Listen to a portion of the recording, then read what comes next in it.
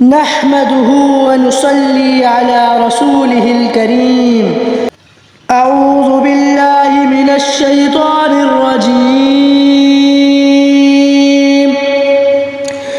بسم الله الرحمن الرحيم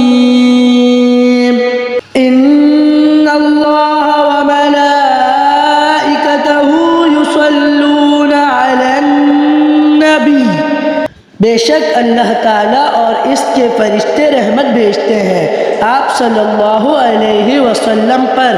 یا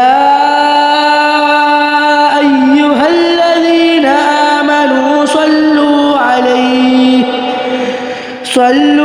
علیہ وسلموا تسلیما۔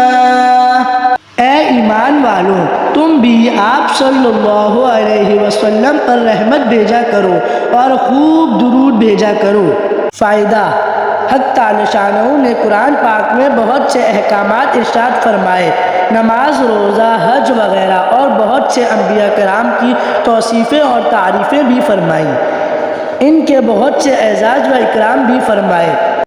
حضرت آدم علیہ السلام کو پیدا فرمایا تو فرشتوں کو حکم فرمایا کہ ان کو سجدہ کیا جائے، لیکن کسی حکم یا کسی اعزاز و اکرام میں یہ نہیں فرمایا کہ میں بھی یہ کام کرتا ہوں تم بھی کرو۔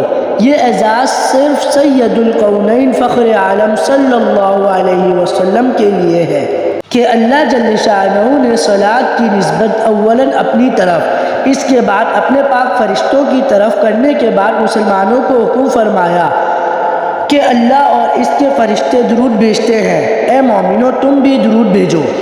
اس سے بڑھ کر اور کیا فضیلت ہوگی کہ اس عمل میں اللہ اور اس کے فرشتوں کے ساتھ مومنین کی شرکت ہے۔